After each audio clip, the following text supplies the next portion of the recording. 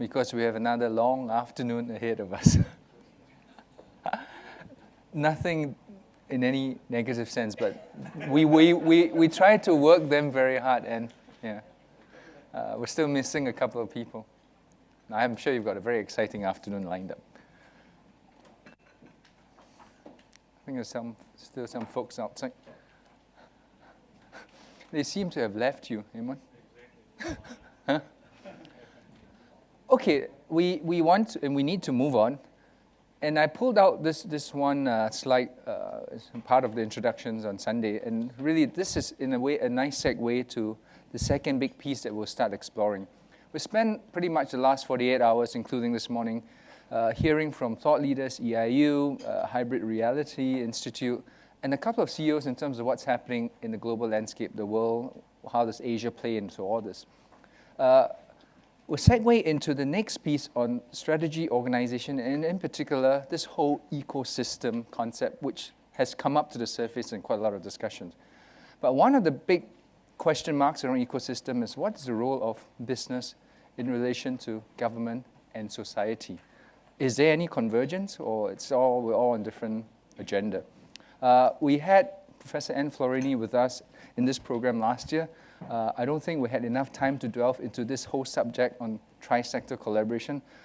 This time, we've expanded a little and also brought in an exciting panel to take the subject one step further. I'm delighted to introduce Anne. Again, you have her detailed biography. She's a very well-recognized author, teacher, researcher in this space. And I think she's done a lot of work, including work with the World Economic Forum, very much in this space of what are we seeing in terms of convergence between business, government, and society. So you can read that detailed bio for yourself, but I do want to make sure we give Anne and the panel enough time. Please join me to give Professor Anne Florini a warm welcome. Anne.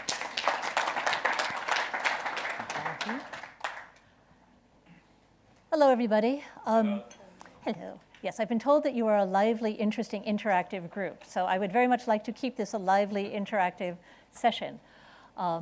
But I also have about half an hour, or a little bit less, to talk through a whole bunch of ideas, some of which I understand you've already gone through. And if you're looking in there for the slides, they're not there. The reason they're not there is because our panel managed to do its conference call yesterday morning, and after which we finished off all of our slides. So I am sure HCLI will be happy to make them available for you. But rest assured they're coming, so you don't have to worry about trying to jot things down. You will get these later. What I'm going to talk to you about this afternoon is this question of what actually is the role of business. And I'm going to talk to you about it in somewhat different ways from the ways that you may have thought about it before. And it's going to use this phrase that I think you've been hearing a lot, license to operate. And the argument is that your license to operate is changing rapidly, some of which you have already talked about. It's changing for reasons that are going to be continuing to accelerate over the coming years. It's changing in ways that actually pose real questions as to what your business model should be and what the future of capitalism is. So these are fairly big questions that we're going to be talking about. And we're doing this right after lunch on the third day of a really intensive program. And they've just turned the air conditioning down, so I don't even have the cold air to keep you up. So all I can say is, I just got back from the US on Sunday, so between my jet lag and the afternoon, the post-lunch session, we're gonna have to make sure that we all keep each other awake. So please feel very, very free to interrupt at any point, pose any kinds of questions. Even if you think it's a silly question or an objection to anything that I'm saying, please feel very free to do that. Okay. I came across a quote recently, and you've all heard the quote before, from A Tale of Two Cities. And I started thinking about, it's the opening from A Tale of Two Cities. It was the best of time, it was the worst of times. And when I started thinking about it in terms of what I've been teaching my undergrads and my grad students about, what's the nature of the world you face? What does your future look like? And some of it is wonderful, and some of it is really terrifying. To get us through this post-lunch stupor and get us thinking rather broadly, which is the way I want us to be thinking for this session, I'm actually going to read you the whole first paragraph. because I think it applies to everything that we're talking about this afternoon on the scale of the planet. It was the best of times. It was the worst of times. It was an age of wisdom. It was the age of foolishness. It was the epoch of belief. It was the epoch of incredulity. It was the season of light. It was the season of darkness. It was the spring of hope. It was the winter of despair. We had everything before us. We had nothing before us. We were all going direct to heaven. We were all going direct the other way. Dickens wrote that in the 1850s, and he wrote it about the French Revolution, but to me it sounds an awful lot like the world that we live in right now. We have the IT revolution, biotechnology revolution, all sorts of really exciting things happening in the world. We have new forms of governance. We have social revolutions, people striving for freedom. We also have environmental catastrophes. We have the threat of major pandemics. We have a world in which individuals can be armed with terrifying, destructive technologies. It is the best of times and the worst of times. What on earth does all this have to do with a business executive education program? What I think it has to do with this program is that the demands on business are increasingly going very far beyond how do you make a financially sustainable profit. Society is expecting a lot more from business now. It's expecting this in part because governments, which traditionally are supposed to deal with these worst of times kind of threats, are clearly overwhelmed, cannot possibly do it. They know they can't do it, and they're calling on business for help.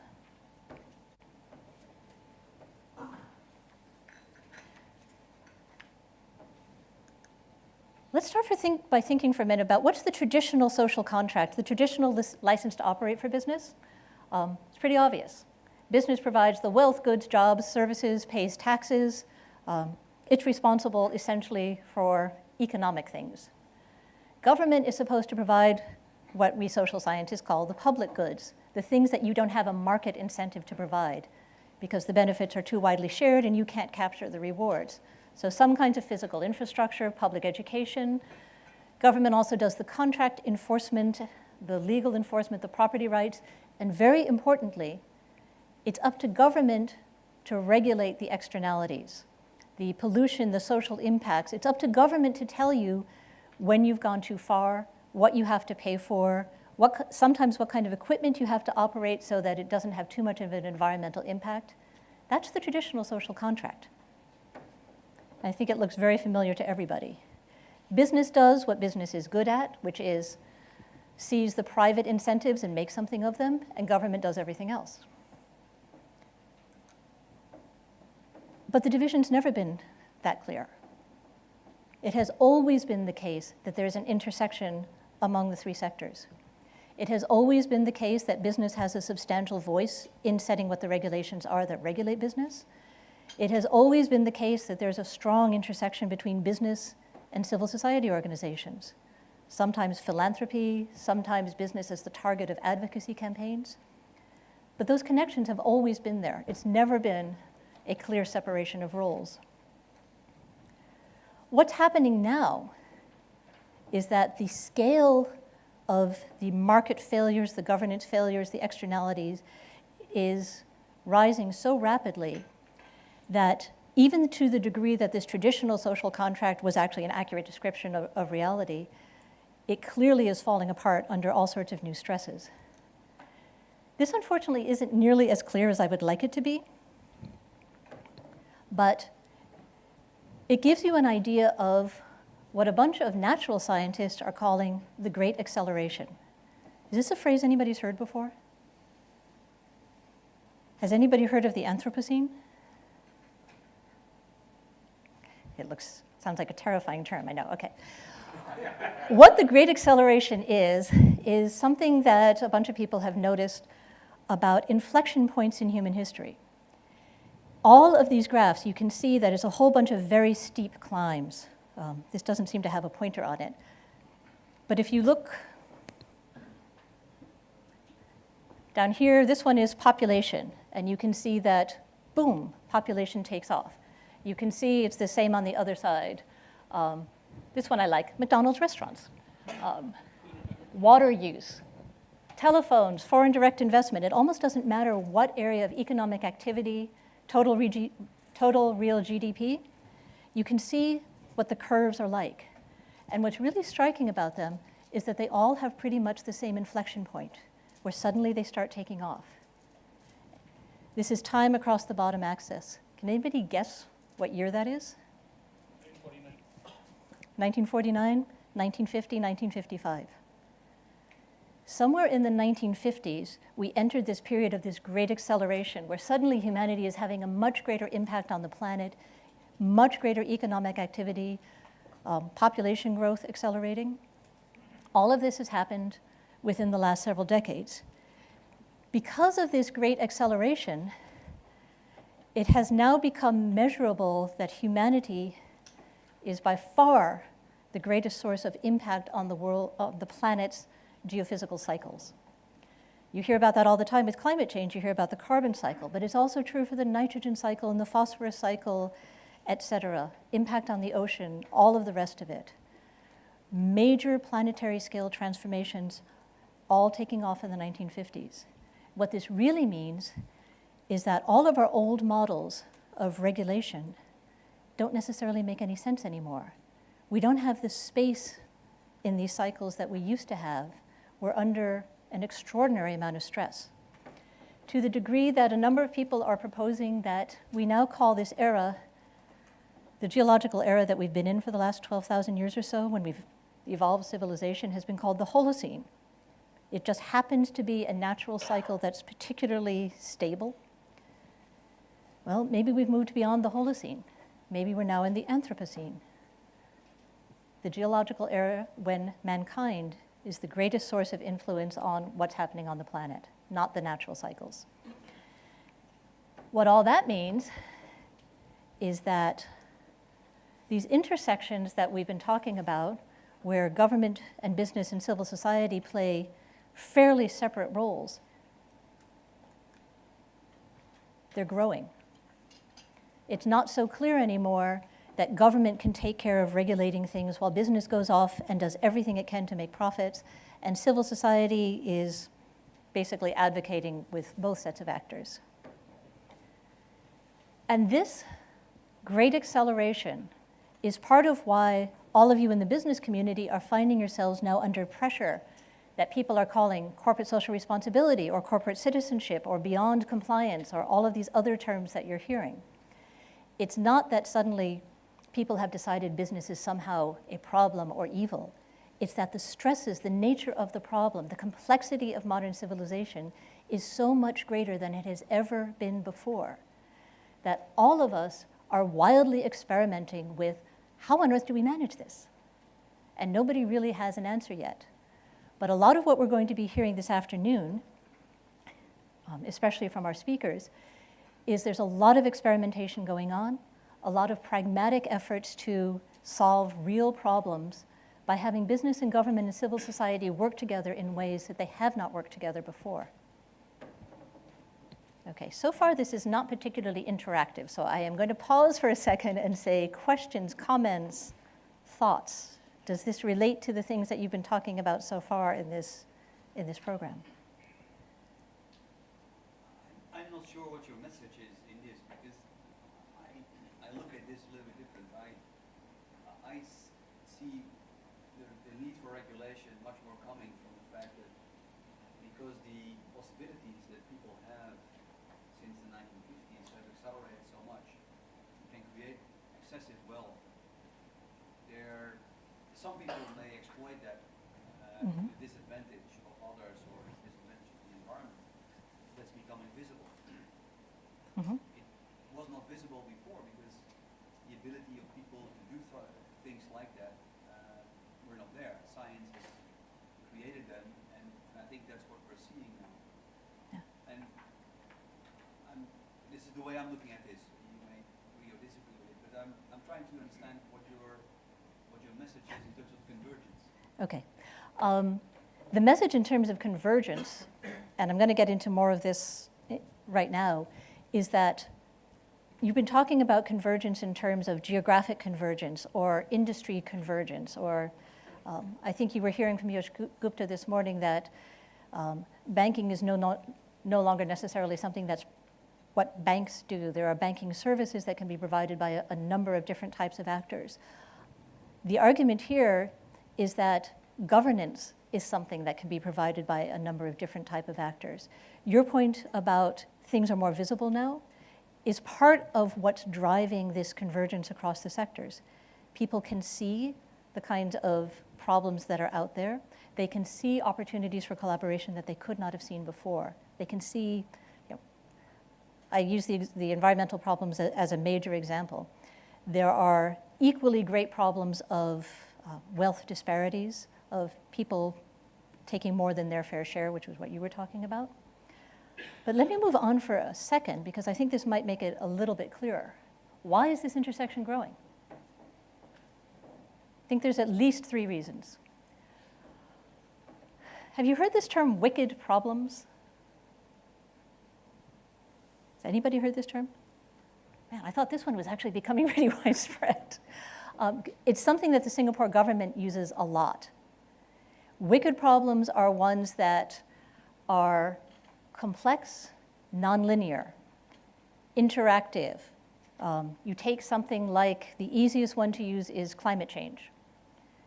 But you can use various forms of social inclusion and exclusion. You can use almost any of the really big, complicated issue areas where it's not something that you can say have your Ministry of Environment handle, or your Ministry of Water, or your Ministry of Agriculture, or your business sector that does commodities. It's something that requires interaction across a huge whole range of actors to deal with because of the inherent nature of the problem. They're complex, they're nonlinear, they can hit tipping points. And this is a really important part of this wicked problem idea, where you know you've got a problem, and you know things are getting worse, but what you don't know is that it's all accumulating to a point where suddenly you're going to hit a catastrophic tipping point, but you don't know where that is. And that makes it really hard to gather the political will to deal with the problem in advance, particularly for governments, which are really good at being short-sighted, as I'm sure you all know. So you have wicked problems. You have the very nature of governance changing. Part of this is because governments themselves are changing. Singapore government now talks about something called policy co-creation. You have a government here where the government has been very good at saying, these are the rules, we're going to tell you what the rules are, everybody abides by them, it's all very neat. The Singapore government is now saying, we've actually evolved beyond the stage where we, the government, can do this. We now need to be working closely with citizens, with the business sector, figure out what the rules ought to be. How do you set up flexible systems to deal with the wicked problems that we can't predict, that are nonlinear, that are interactive, and that might be hitting these tipping points? We don't know how to do it. Not something you would necessarily expect to hear from Singapore government officials, but you hear it a lot now. And you hear it from governments around the world. Changing nature of management, I am not going to get into that set of topics because I'm sure you all know a great deal more about that than I do. But we used to have hierarchical systems of management. We now have a variety of other kinds of systems of management. The last of the sort of big think things that I want to throw out to you before I spend my last few minutes talking more specifically about what's the role of business. This is something that a very interesting person at Oxfam UK came up with. It's called the donut model of economics. And the donut model of economics is one that says, if you're in business right now, you've got 2 sets of constraints within which you have to operate if you want to be a responsible business. You have this outer ring that's the environmental barriers beyond which society cannot go, or we face collapse. You have this inner base of social protection, social equality, minimum access to energy, jobs, education, income. You need to operate in that space in between. And one of the things that is driving this conversation about how business and government and civil society work together is, how do we get in that green space? Because we're already outside the boundaries on a number of the environmental issues, and we're well below the boundaries on a number of the social issues. How do we change that? And what's the role of business in doing that? This is the last slide that I'm going to spend substantial time on, and then the rest I'm going to go through very quickly. This is not a new conversation. What's been happening over the last century and a half, ever since you got the rise of modern corporations in the mid to late 1800s, is there's been a big dispute going on about what's the socially appropriate role of business. And there have been a lot of ways that people have tried to figure this out. So you got the rise of the modern corporations with especially Standard Oil, et cetera. Then within a couple of decades, you had a big social backlash. In the US, this was called the muckrakers, doing exposés on the social costs of big business. You then got the government stepping in and breaking up a bunch of these big businesses. You then had the Bolshevik Revolution in Russia, and the response to that was the creation of the International Labor Organization, which was an effort by Western capitalists to say, hey, we need some kind of governance mechanism that brings labor and business and government together to set standards for the protection of labor so that we don't get Bolshevik revolutions in other countries. So that was the early 1920s. International Labor Organization hasn't quite had the big impact that I think its founders were hoping for, but that's why it came into being. I won't go through the rest of it in a lot of detail. You had in the West the creation of all sorts of social protections. By the 1960s and 70s, you had environmental protections. All of this is social backlash against what was perceived as business having harmful impact on society, particularly large corporations. But I want to spend 2 more minutes talking about what's at the very end of these slides, starting in about the 1990s, where with globalization, you get an explosion of experiments in how do you govern the impact of corporations in a world where government regulations are national and business action is global. How can you possibly do that? Well, there were efforts to have international agreements, intergovernmental agreements, through the United Nations, utterly failed, absolutely, completely failed. So then you get civil society organizations, for the most part, pushing a whole bunch of experiments in corporate codes of conduct that are negotiated between civil society organizations and businesses, sometimes individual businesses, sometimes whole sectors, sometimes meant to apply to the entire business world. You get a number of public-private partnerships. You get new requirements for non-financial disclosure, which I am sure some of you have heard about already. If you list on the Singapore Stock Exchange, you now have voluntary guidance that says you really ought to follow the Global Reporting Initiative guidelines, with a reasonable expectation that at some time this is not going to be voluntary guidance anymore. So what's in the Global Reporting Initiative guidelines? Well, it came out of efforts by some NGOs to say, how do we get corporations to at least pay attention to what their own impact on the world is? If government isn't going to regulate those externalities, can we get businesses to look at their own operations and say, hey, we're having this environmental impact, we're having this social impact, let's do something about it, but let's also report to the world what that impact is. The idea is supposedly being that that's going to get business then to change some of that behavior because it doesn't want to get caught doing things that would be embarrassing. And then finally, and just in the last couple of years, you're getting the rise of something called benefit corporations. There are now 16 states in the United States and the UK and a few other countries that have adopted legislation that changes the fiduciary requirements of publicly traded corporations. If you are incorporated as a benefit corporation rather than as a regular corporation, your shareholders know when they buy your stock that you are attempting to achieve a stated set of social and/or environmental goals in addition to making a profit. That means that if you do things because they are socially responsible, even if they cut into your short-term profits, your shareholders can't sue you for it. It's taking off. There are now hundreds of registered benefit corporations, and it's spreading rapidly. Is this a new business model? Is this what the model for all business ought to be? Because the alternative is to say that business has none of these responsibilities, and it's up to government to stop business from imposing costs on society. That's a discussion that's going on right now. Where next after this long agenda? We don't know.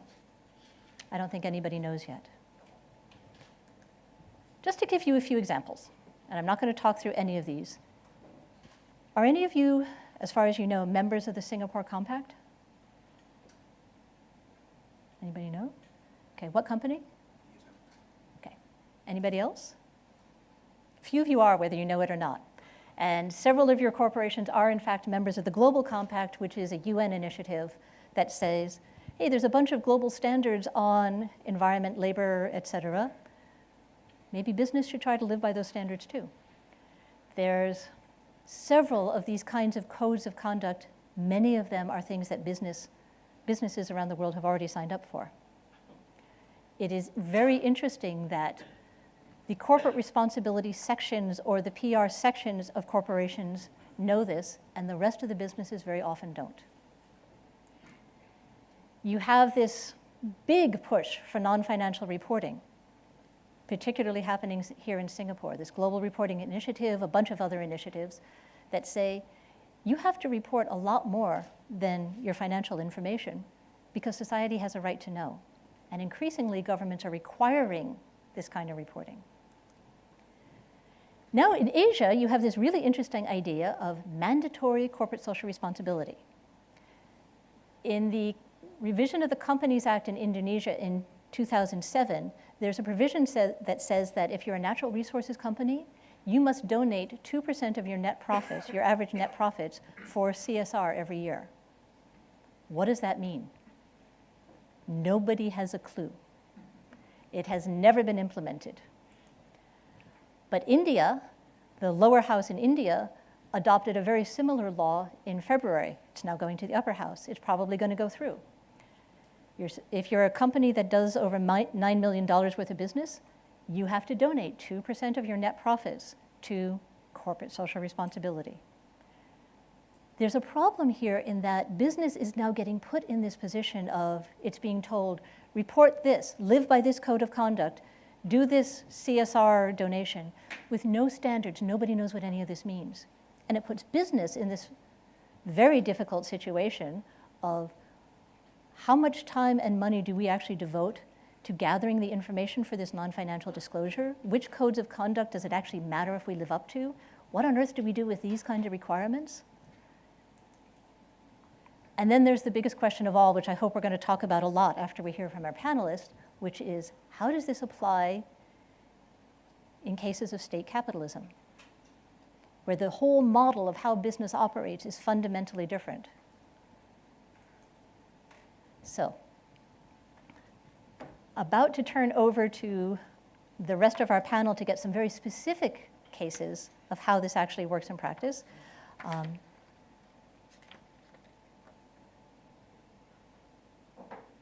And what's interesting about the kind of collaborations that we're now going to be hearing about is that these are not collaborations that came about because businesses decided, hey, we have to look socially responsible. Let's go find something to do.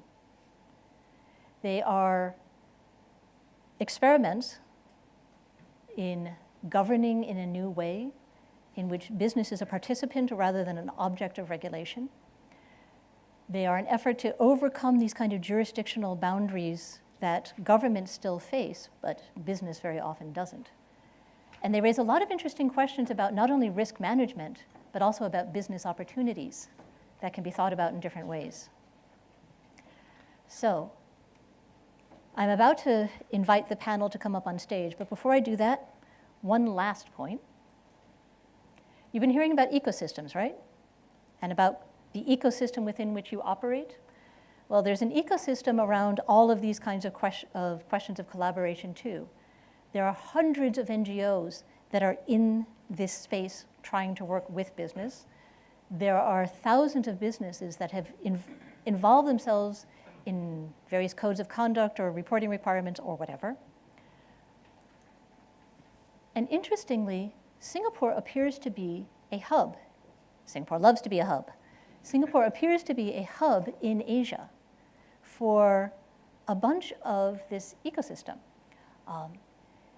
The EDB has brought in a whole series of international NGOs that are fundamentally important actors. There's the Civil Service College is doing some interesting experimentation, has brought me and others in to speak to the government here. McKinsey has set up one of the hubs for its Center for Government, and they're doing some interesting work looking at these kinds of tri-sector, broader collaborations. HCLI, of course, is doing sessions like this in a whole bunch of its programs, not just in this one. There are over 7,000 MNCs registered here in Singapore, many of whom are actors in these various collaborations. And I have to do a little bit of a plug for my own institution. Singapore Management University thinks that this focus on tri-sector collaboration is so important that we are launching a master's program in January for mid-career people dedicated, it's literally called the Masters in Tri-Sector Collaboration. There's nothing else like it in the world as far as we know. So there is a lot that is happening in Singapore that could make Singapore really the most interesting place in the world for looking at how do you get business and government and civil society working together in new ways. So thank you very much.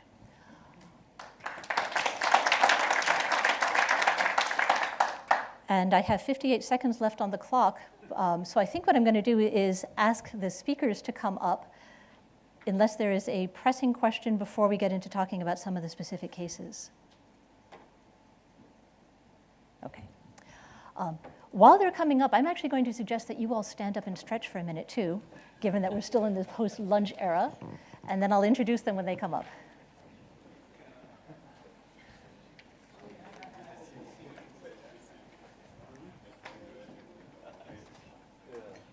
So,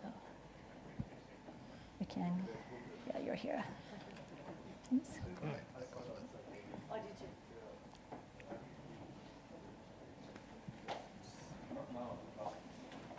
Okay, that's it. Now you have to sit down again.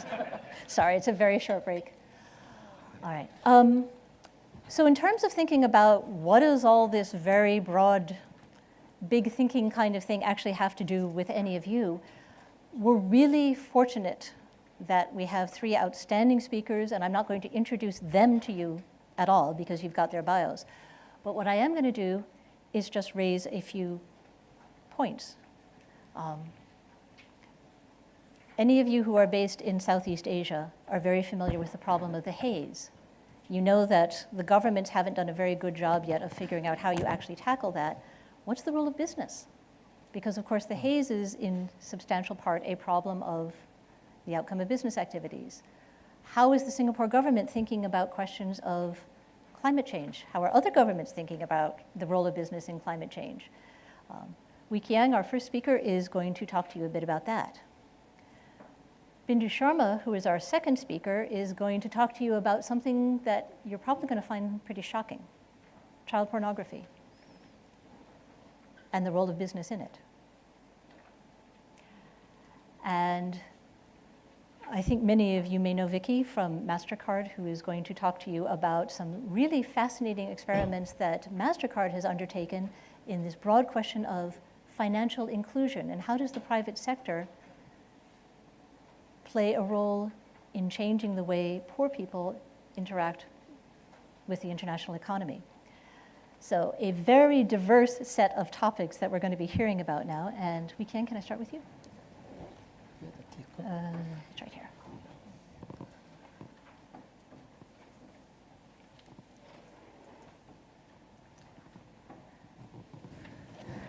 Thank you, Anne, for that introduction. And I would also like to thank HCLI for inviting me to be on the panel today. Before I joined NEA, I actually was from EDB, and actually I was part of the team that helped to set up HCLI and also the establishment of the SBLP. So I'm very honored to be here, and I'm very pleased to see that SBLP is really doing so well. Anne talked about the haze, and I'd like to tell you a story in about 10 minutes about what we are doing about it. Every year in Southeast Asia, there is a dry season. And every year, there is a burning season. It starts at the end of winter in northern Indochina, and forest fires gradually spread southwards, all the way down to South Sumatra, where they finally peter out with the onset of the rainy season in November. So for about 9 months a year, some part of ASEAN is experiencing smoke haze from forest fires, at some point in time. And for those of you that are based in Singapore or KL, you know that it has the potential to actually reach severe levels. In some countries, it actually reaches hazardous levels. At its worst, during the 1997 to 98 burning season, forest fires raged uncontrolled for months across Sumatra and Kalimantan, and they put forth an estimated 2.5 billion tons of carbon into the atmosphere. That's estimated to be about 40% of the total carbon emissions from burning fossil fuels globally. So in just 1 year, the forest fires put out almost 40% of their global total from fossil fuels. So it's a big problem. For governments and the people of Southeast Asia, haze is an air pollution problem. It's a public health problem. But I want to submit to you that if you are a business, if you are agribusiness, if you are a consumer goods or consumer products company, or if you're a commodities trader, sourcing for forestry or agricultural products from Southeast Asia, it has the potential to be a public relations disaster. Let me explain what I mean.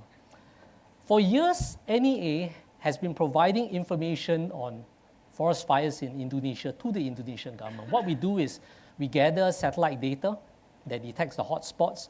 We give the exact coordinates of these data to the Indonesian government, and where we have high-resolution satellite photos, we attach it, the reports, to the Indonesian government. Nothing has ever happened. And I've been thinking about haze and what can be done about it for years. So when I first joined NEA a year ago, one of the first things I did was I gathered together a group of like-minded people, and we decided to see for ourselves from publicly available sources of information, what could we actually gather to identify the companies that were doing the burning. So this is what we found. We overlaid 3 sources of information onto Google Earth. Okay, Google Earth, as you know, is a publicly available platform, so it's freely available to all. We searched the internet, we found 3 things. One, we downloaded the NASA data on hotspots, which is the same thing that the ASEAN Specialized Meteorological Center uses. We found satellite photos from NASA, publicly available again, and we even found Indonesian concession maps. Okay, for some reason, okay, there are environmental activists in Indonesia who actually somehow come across some of these maps, and they actually put it online. Okay, a Google search can actually detect some of these. So we put it all together, and we saw some interesting patterns. So this photo actually shows a very dramatic smoke plume from June 2005. As you can see, it's arising from a part of northern Riau province. It's a part that's called Rokan Hilir. And you can see the plume is spreading all the way across the Straits of Malacca, all the way into peninsular Malaysia. In that year, in June 2005, Malaysia experienced air pollution that reached hazardous levels. That was how high the Malaysian PSI went. This is a photo, same place, June 2012. The plume's not so dramatic, but you can still see another plume arising from the same spot in Rokan Hilir, spreading across Straits of Malacca into peninsular Malaysia again. In June 2012, Malaysia, the Klang region actually, experienced the highest PSI for its year. So we can tell from all these photos who the companies responsible are. We have many more photos of this. Okay, these are just the publicly available photos. We have many more photos that show repeated burning in the same region over the same spot year after year. And our high-resolution photos are much better than these. These are 250-meter resolution photos. We have high-resolution photos that go anywhere down to 5-meter resolution. The point is, we can actually identify which the company is, because we have the concession maps and we can identify it from the numbers. So I know which company this is. I know the name. And from the name, you can trace many things over the internet, and we corroborated that that particular company had been named in multiple NGO reports and even in the Indonesian media before as being responsible for forest fires. When I showed this to my minister, he was very interested, and he asked me to go to a conference of ASEAN environmental ministers in October last year. They meet regularly to talk about the haze. So I presented this, And the agreement coming out of ASEAN, which may surprise you, is that firstly, they actually like the idea. So they have commissioned NEA to actually develop a more sophisticated prototype of this Google Earth, which my department is developing. But maybe more significantly, they actually agreed to provide the concession maps. So that this ASEAN prototype on forest fire monitoring would have an authoritative source of information. You see, everyone with an internet connection can do what I've done, the 2 slides that I've shown you. But we didn't want to get into a situation whereby it becomes a case of, well, you say this is this data, I say it's that data, and you spend so much time just arguing whether the data is authoritative. So we wanted to create a platform whereby governments put the data together, and therefore you can interpret it any way you want. We're not talking about enforcement actions, but any interested party potentially in time to come can look at this data, they can identify the companies doing, and really our intention is not really enforcement per se, because that's the responsibility of national governments. We're trying to open a new front in tackling the haze, which is really to build up consumer awareness so that consumers themselves, through their purchasing power, can then decide which companies they want to buy and not buy from.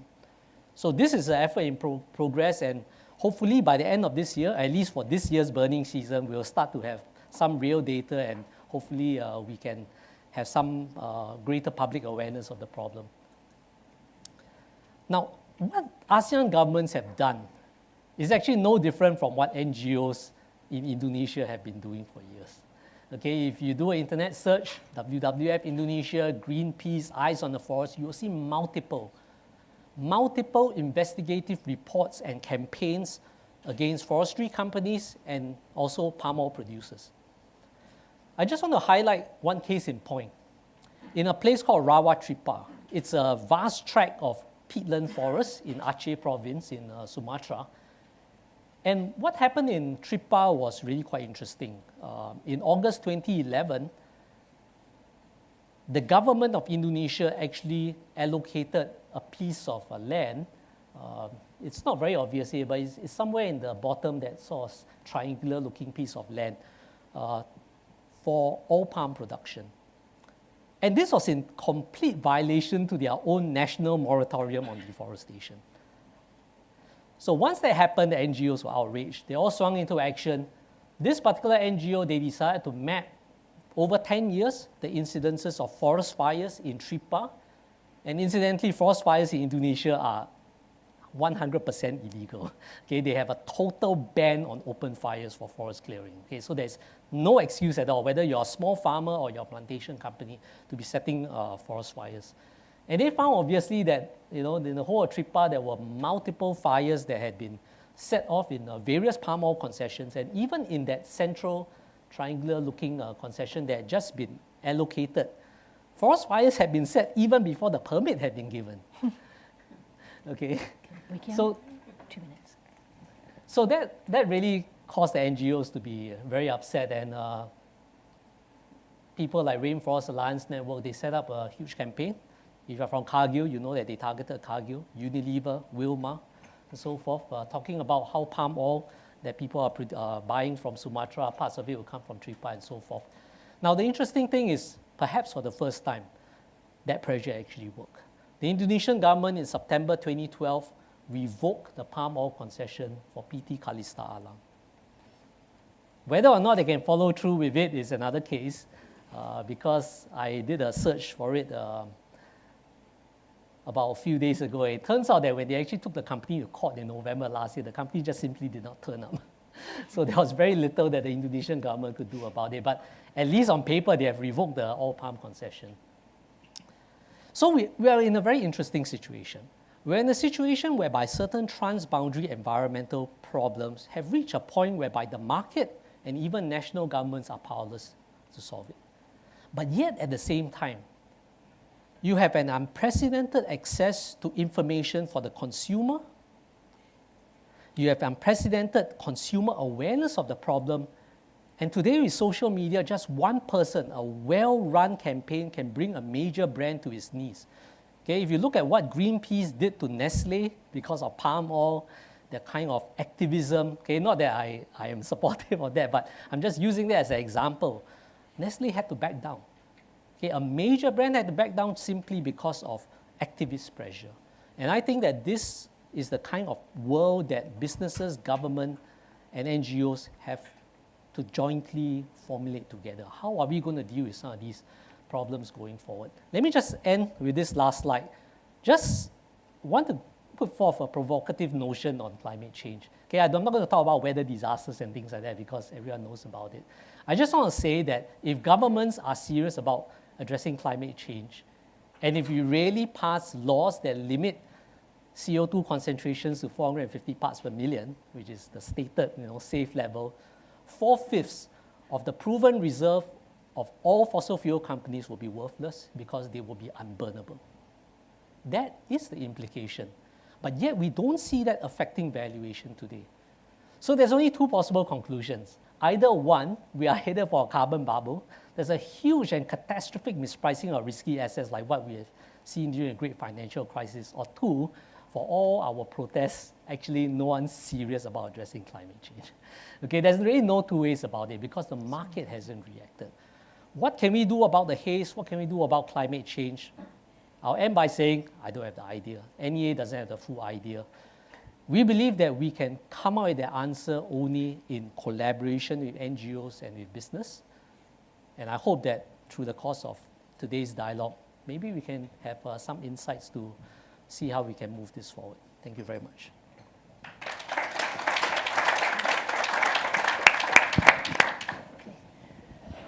So we just heard a bit about the ways in which NGOs can advocate against business. We're now going to hear a very, very different story about ways in which NGOs can work with business. So let me turn it over to Bindu. Thanks, Sam.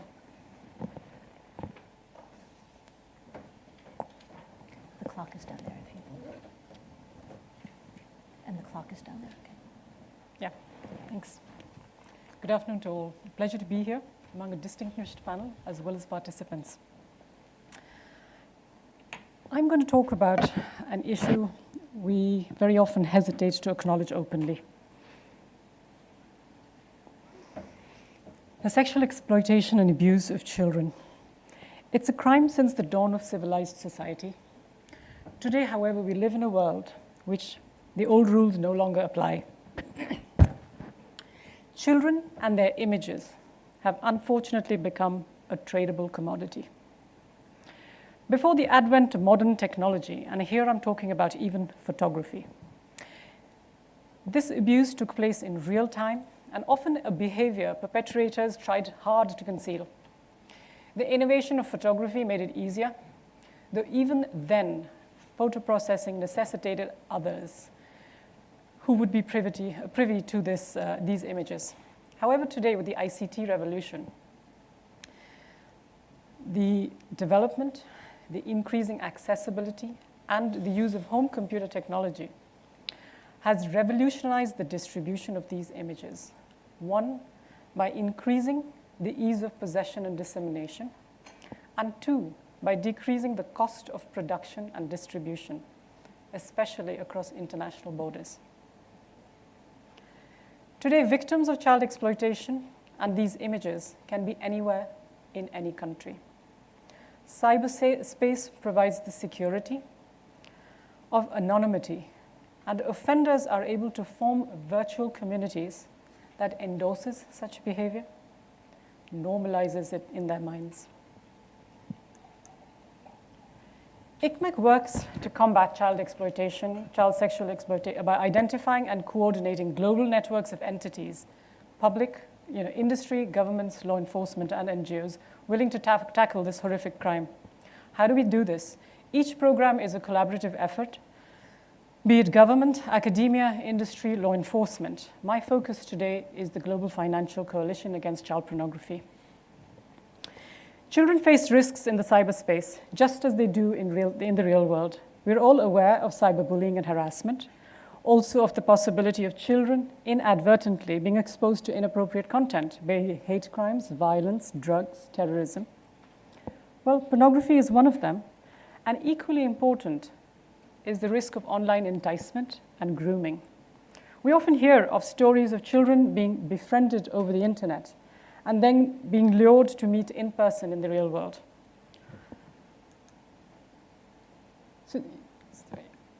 So what is the reality of child pornography here? In Asia, there's scant data on the prevalence of these issues. But there is data from elsewhere around globally. The UNODC estimate, 2010 estimates the industry generates about 50,000 new images each year using tens of millions of children who are abused, tens of thousands of children being abused to produce these images. And on the commercial side, it's worth about $250 million globally. Cybertip Canada is a reporting mechanism, an internet hotline in Canada. They have been tracking payment types being advertised on commercial sexual abuse websites since July of 2007. And they've noted that there are 27 different types of payments used, all considered most legitimate online payments. 85% of these merchants are selling membership with recurring monthly payments ranging from $4 to $490. So obviously there is a need to use legitimate financial industry platforms to pay for these monthly payments. Cybertip Line USA is another hotline, an internet hotline.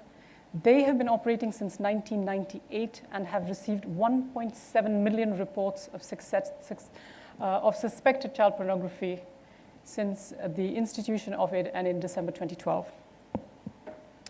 And also under the National Center for Missing and Exploited Children, which runs the Cybertip Line and is a sister organization to the International Center in the US, under their child victim identification program, they have reviewed 80 million images to really look for children, try and identify them, and then remove them from victimization.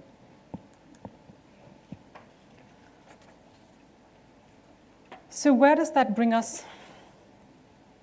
Why am I here today and often talk in industry forums, and I am usually the only civil society representative in these conferences? In the US, this collaboration came up at the heels of a scandal arising from an investigative journalism piece by the New York Times in December 2005. PayPal, I know we have a member of PayPal here. PayPal has been a great champion of the Financial Coalition and one of the founding members, as has MasterCard. And the credit card industry was really in the eye of the storm here. The payments industry was called in for congressional hearings and was threatened with legislation, and at the same time introduced to the National Center for Missing and Exploited Children and the International Center, the organization that I represent. The solution, basically, industry was told, here's an organization that works on child protection issues. Sit with them and figure out a solution. Otherwise, we'll pass legislation, just as we have done for terrorism or gambling or fraud. And the result was the formation of the Financial Coalition Against Child Pornography, with one goal: to disrupt the economics of the trade. As I think Anne mentioned earlier, in these kind of wicked problems, if we can we can hit the profitability, we can actually see some of it die away. The coalition is a unique partnership between law enforcement, industry, and civil society. Unbeknownst to industry at that point in time, legitimate payments as well as internet platforms were being used to facilitate these illegal transactions. In the US, it's unique in another way also. Law enforcement actually sits on the table: FBI, ICE, the US Secret Service, the US Marshals, Postal Service, to the National Center, an NGO.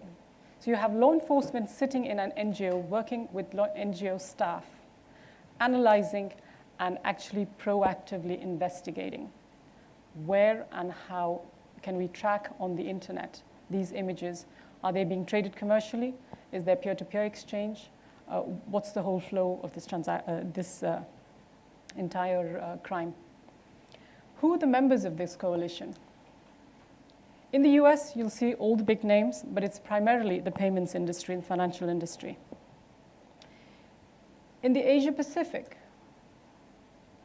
it's a varied mix of law enforcement, industry, NGOs, and in some cases, industry associations, for example, like the Thai Bankers Association.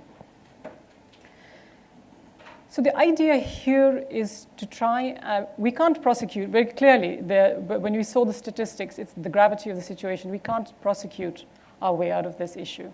We have to find alternative means of dealing with it.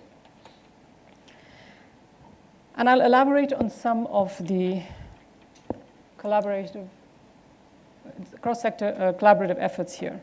The cyber tip line, as I mentioned earlier, it's a program, it's a congressionally mandated internet hotline run by the National Center for Missing and Exploited Children, a US NGO.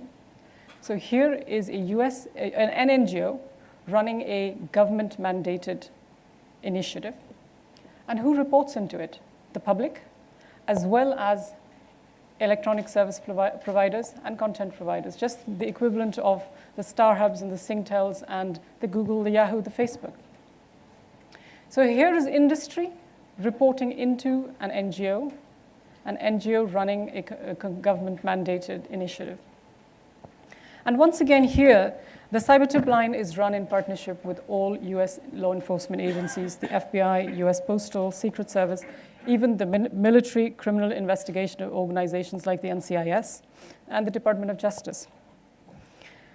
Reports to the cyber tip line are made by the public as well as industry. The National Center also engages voluntarily with the internet industry to report and track this kind of sexual exploitation online. And what's unique also at the coalition is, on the basis of the cyber tip line referrals or reports that come in from industry as well as the public, law enforcement that sits on the coalition actually does test transactions to identify legal sites and track the payments, and then shut down these kinds of e-merchants.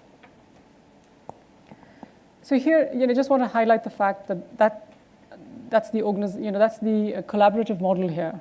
You have all stakeholders, and there is no regulatory body that's making us do this. The other example I take is Microsoft's technology that they have developed called PhotoDNA. It's an image matching technology developed by Microsoft Research in collaboration with Dartmouth College, New Hampshire, USA. It helps calculate distinct characteristics of a digital image, which is called the PhotoDNA signature, and it matches it with other copies anywhere in cyberspace in the world to the original image, even if it has been altered in terms of color, size, or anything else. And again, here, the collaborative instances I describe here is Microsoft has donated that technology to the National Center for Missing and Exploited Children. The National Center runs a PhotoDNA-based program for all online providers. NCMEC, which is the National Center, Microsoft uses this on its Bing, Hotmail, SkyDrive platforms. Facebook was the first private corporation to volunteer to use this technology underlying its entire platform. So for example, if someone uploads a known image that has a PhotoDNA signature onto their Facebook accounts, it takes Facebook 3 to 5 seconds to flag that account, that they have uploaded child pornography onto their accounts. NCMEC sub-licenses this tool to US law enforcement as well as industry for free, because Microsoft has donated it to the National Center. And where does the International Center fit in? We are the international focal point for the dissemination of PhotoDNA. We do the first evaluation of whether a company or a law enforcement agency in a country has the physical technology infrastructure to deploy this tool. So here again, the partnership between an industry, an NGO, law enforcement, and governments. And lastly, I'd like to highlight MasterCard, just because we have a distinguished panelist here, and I believe we have a participant from MasterCard too. MasterCard is a founding member of the US Financial Coalition, which was founded in 2006 in March, and it's also a very active partner here in the Asia-Pacific region in the coalition. And I have spoken at several MasterCard annual risk summits. And as I said, invariably, I'm a lone civil society representative in a highly financial industry conference. So everyone is intrigued as to why I'm there. And I won't... Thumbs up. Okay, I'll just highlight the challenges here.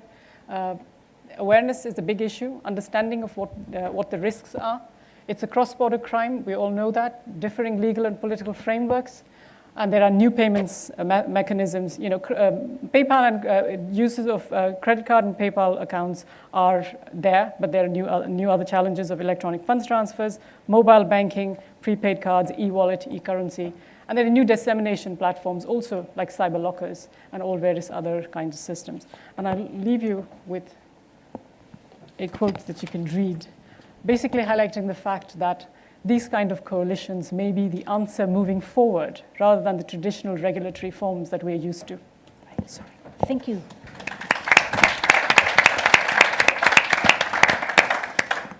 Well, so we have now heard from government about NGO advocacy. We have heard from the NGO about an intense form of partnership that includes interaction, even getting into the point of government enforcement, law enforcement. And now we're going to hear from business. Vicky is going to talk to us about essentially, if I understand correctly, a business model approach to a very, very large set of social problems. Vicky? Thank you. Thank you, Anne. I think I'll come down and shake things up a little bit. Anne's laid the foundation for the tri-sector collaboration. We had a very probing conversation from Week Young as to how do we think about climate change. We then had really a passionate sort of cry out for how do we stop something that's not really at the forefront of how we think about something that's evil and wrong in society. And now I'll talk to you about how you can make money. So mine is the easy part of the task this evening.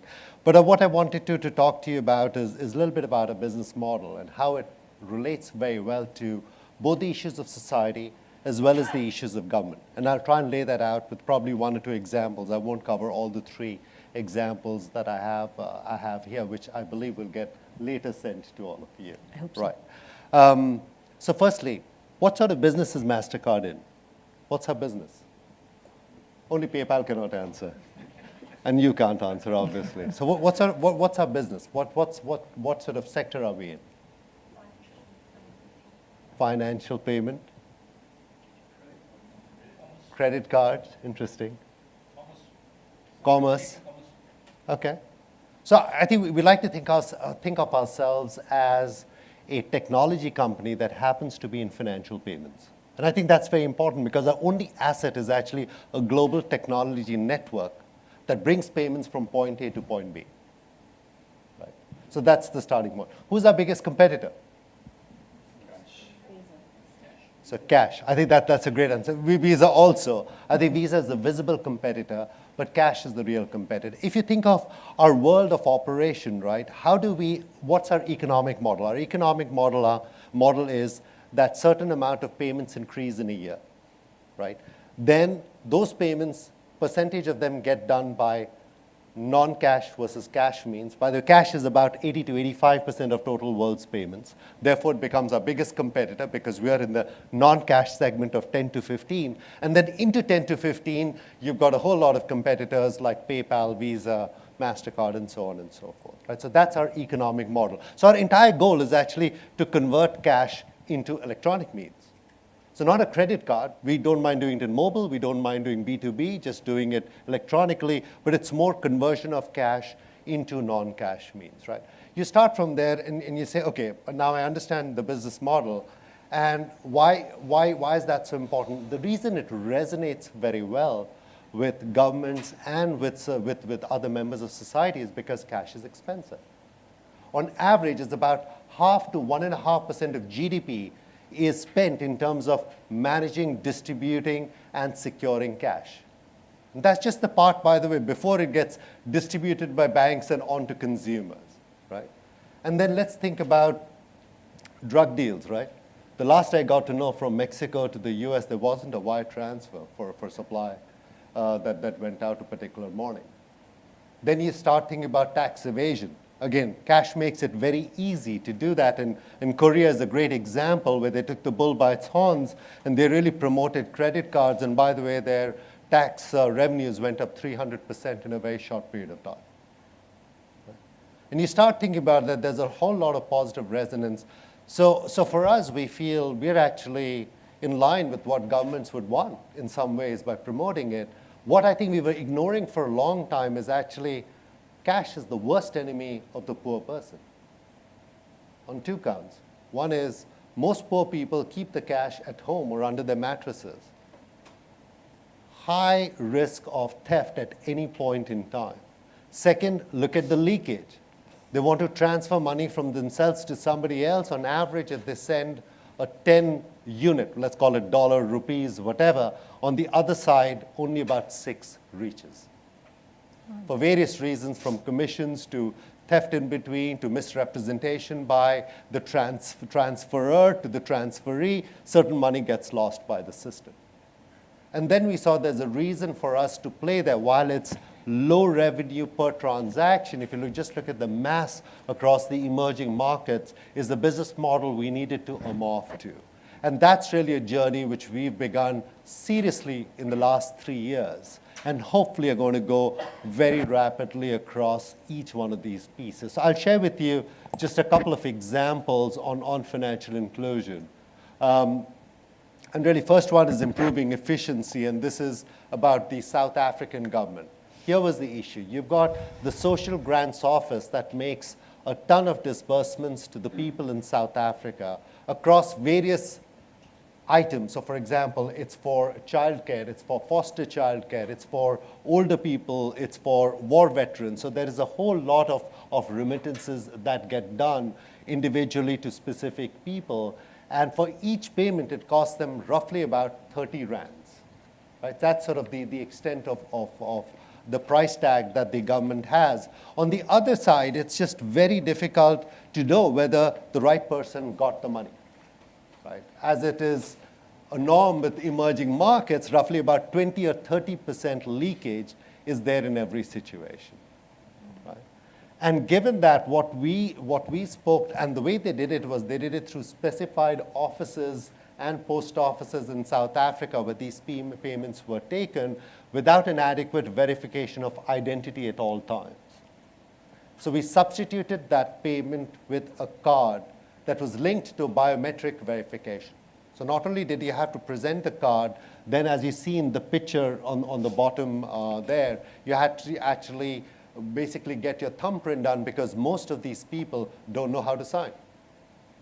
They're not very literate. So how do you get to a position where the card is not stolen and someone else goes and misrepresents them at the post office or at their cashing counter? We use that to ensure that people get their payments in time.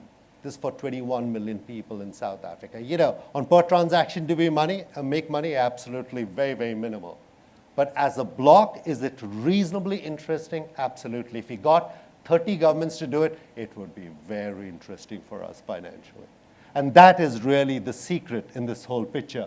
And I'll quickly lead you through another example, which is on the remittance side, and this is remittances from UAE to Bangladesh.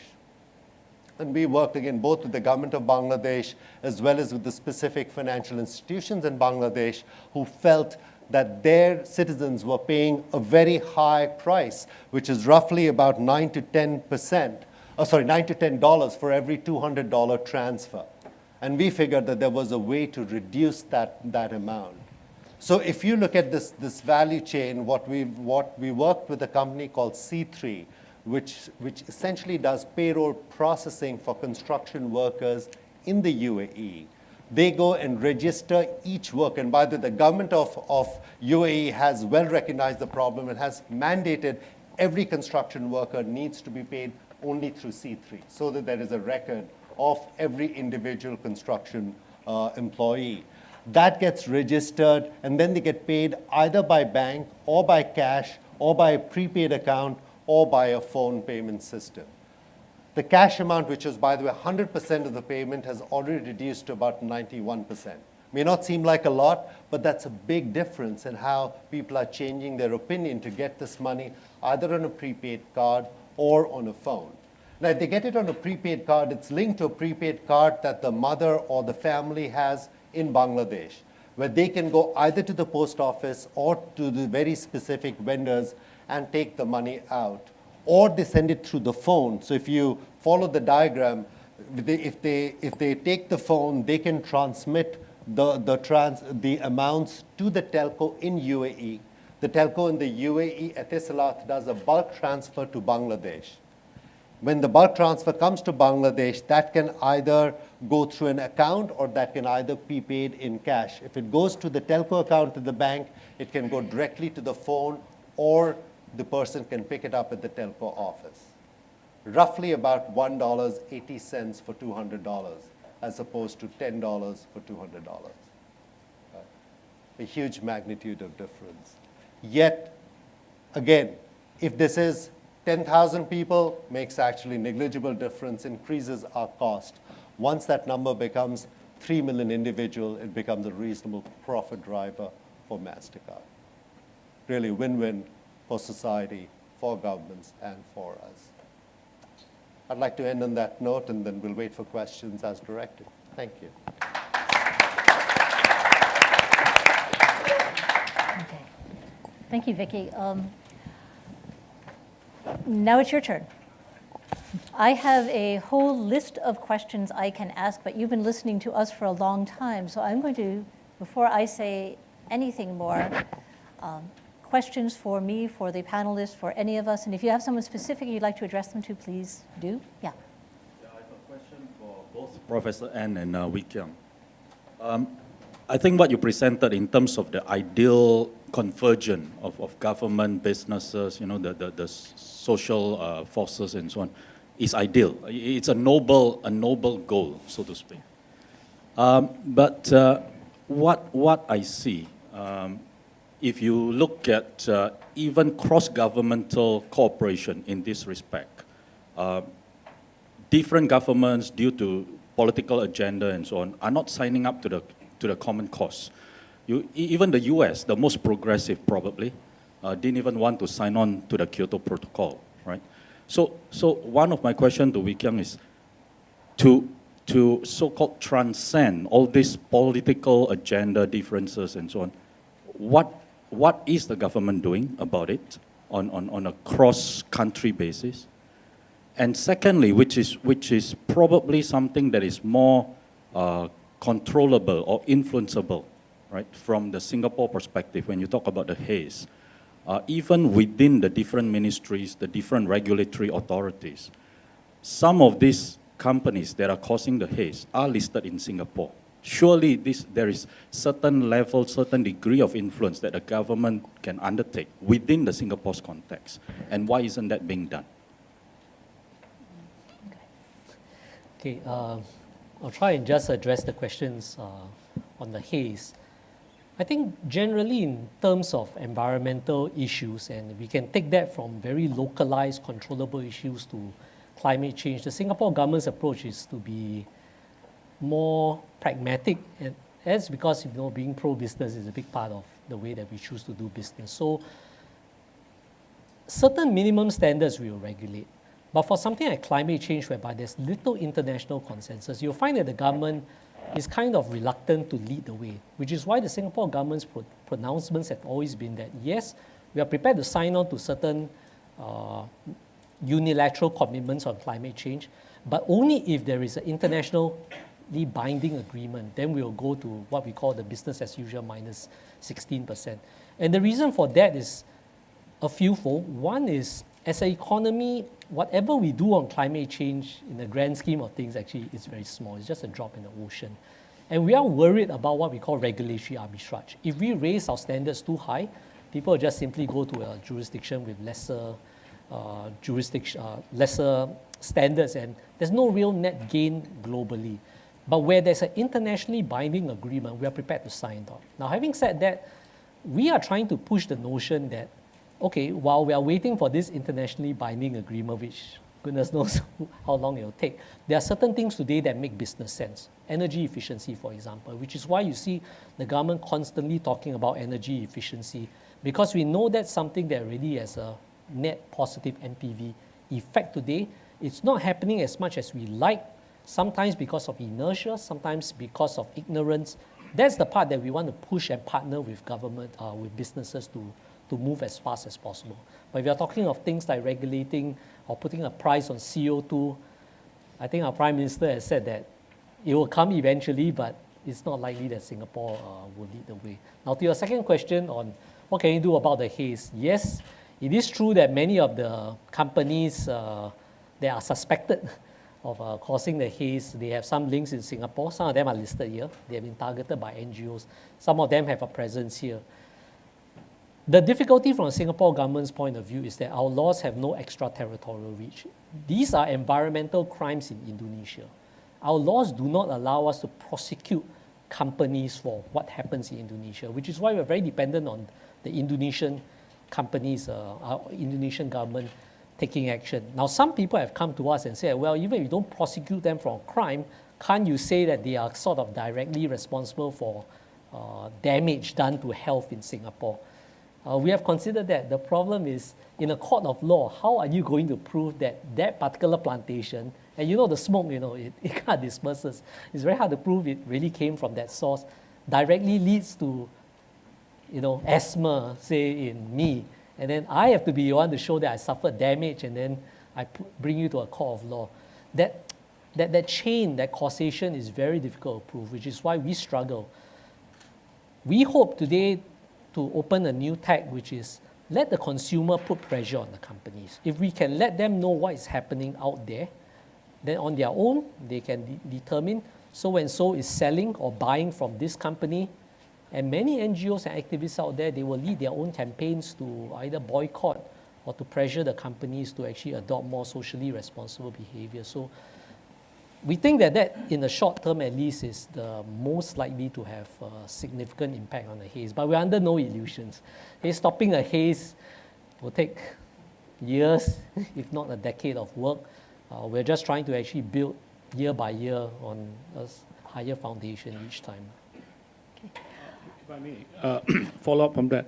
So to put it simply, is it the government's sort of goal to shame this company so that they don't burn this? Because, while they are poisoning us to death, we can't do anything about it because of the territorial, the different country.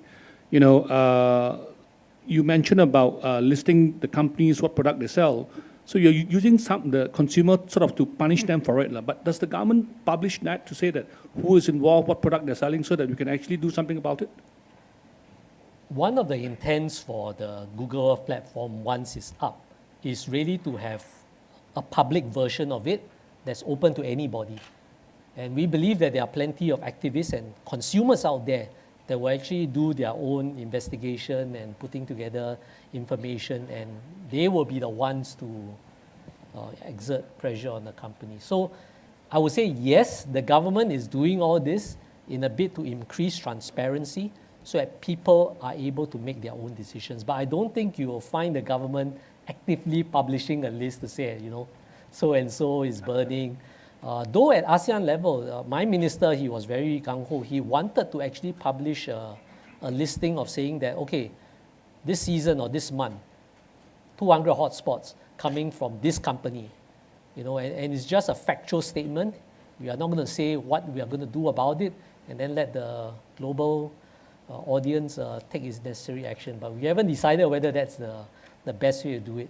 I mean, I have to be honest, okay? From the environmental point of view, it's very easy to say, oh, let's do this. From a business point of view, suddenly the Singapore government is viewed to be suddenly very strident in identifying companies for all sorts of perceived transgressions. I'm not really sure what signal that sends, and many people have told us to be cautious about doing it. So that's why I say we haven't quite figured out what's the optimal balance, and that's why we want to have that dialogue with companies, particularly agri-businesses or traders. I am personally of the view that people are not out there to deliberately set things on fire and to commit crimes and so forth.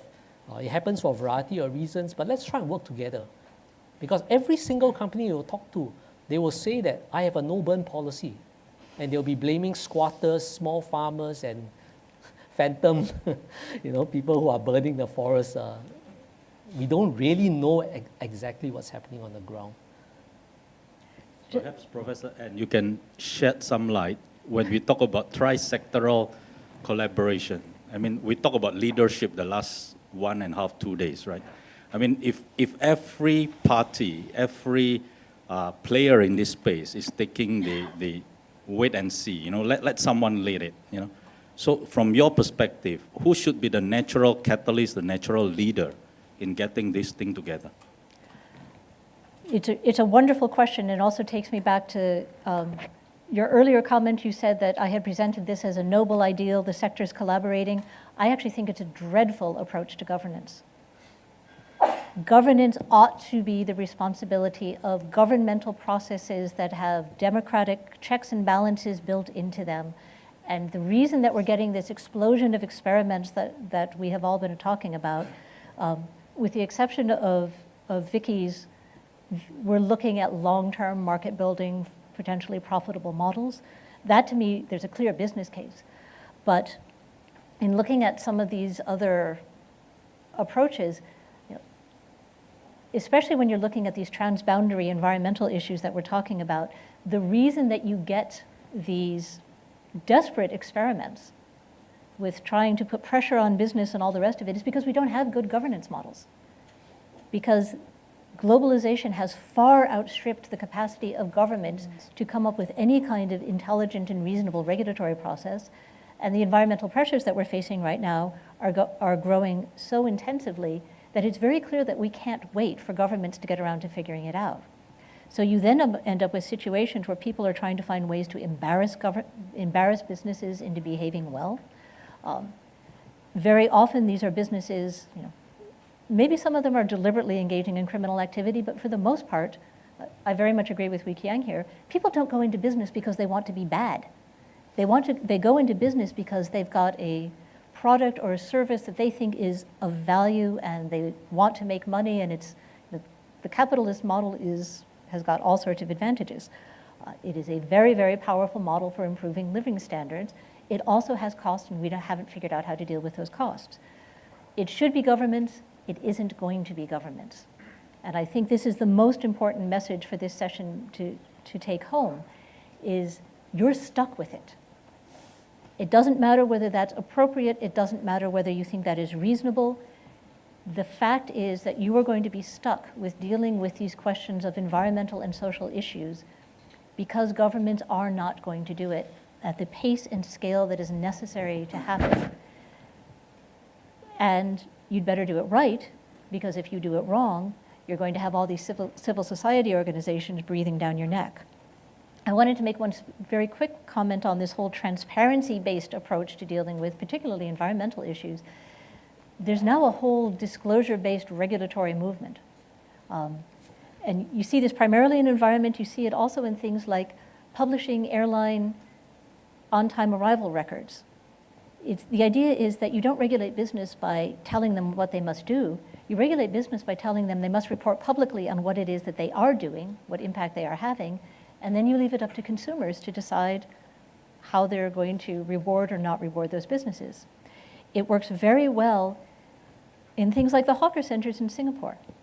You have your sanitary standard grade put on the stall. So you as the consumer will decide, am I going to go to the A stall or the C stall? And you immediately affect the behavior of the consumer just the way a price mechanism does. For these broader kinds of environmental standards, am I going to buy from this company or that company because they're causing haze and they're not? Very little evidence that you actually get much of an impact, except in Europe, where some of these standards are fairly well developed. Lots of experiments have been tried with doing this. For the most part, consumers say that they will base their decision-making on these kinds of corporate responsible versus irresponsible behavior, but frankly, unless you're caught in a scandal, it's not true. No, and if you think about it, it makes sense. if you're a consumer and some pollster comes along to you and says, will you pay $2 extra for your pair of jeans so that we can be sure that children are not being exploited in the labor? What are you going to do? Say no? Of course you're going to say yes. But when you actually get into the store and you haven't bothered to look online to see whether brand X or brand Y is more socially responsible, or you don't know where to look, the only thing that actually affects your decision making is what have you seen in the headlines, and primarily what's the price mechanism. So relying on consumer pressures to drive responsible business behavior doesn't really get you very far. And that's part of why we see these kinds of partnerships emerging, because businesses that want to be responsible aren't getting the feedback that they need from consumers. So they're going to governments and to NGOs and saying, we actually need help in figuring this out. You're going to hear a lot on, I think it's Thursday, from Unilever about this, because Unilever has gone farther than any other, except for Puma, farther than any other company I know of in reaching out for that kind of help. They've gone to Oxfam Great Britain and had Oxfam do very public stories on what the Unilever practices are, because it's a way of forcing their own company to make progress in corporate responsibility. Sorry, slightly longer answer than I intended to give. Other questions? But that sounds like it's fait accompli. I don't quite agree with what you said, because I feel that everyone has to contribute their part. Now, whether it actually work or not, if you're saying government can't do it, you cannot look to government, even if the NGO publish the name, people, it's like saying it's fait accompli, let's keep status quo, which I'm not sure that's what you're trying to say, right? So we have to start somewhere. I'm sure businesses mean well, but if they are poisoning the air and they are polluting and poisoning the people here, we've got to do something about it, whether they are aware or not aware. So you have to start somewhere. And if the government say that this is a different, if Syria is using chemical weapon, Obama said he's going to go in. So you draw a line in the sand to say that, hey, if you're poisoning us, whether it's that their land, our land, we want to go in. But maybe in Singapore case, we can't do that. But at the same time, if the government said that these are the companies publicly listed out, like you said, factually list exactly what they're involved with, I would make the choice. I would do it. I think enough educated people would do it. And that's one way to put pressure. But the government must come up with a legislation, for it to start. If it doesn't, it's very difficult. And the problem is that at the global level, there isn't a government to come up with the legislation, which is why we have to try all of these other kinds of approaches. Can I just build upon what Sim is saying? I think what makes us all uncomfortable about the case that was presented on the CO2 problem and the poisoning is that it's so blatantly obvious, yet there's sort of an inability to do something. And the one thing, very simple, maybe too simple, that strikes me is that, and I'll tell a small anecdote first before I get to that point.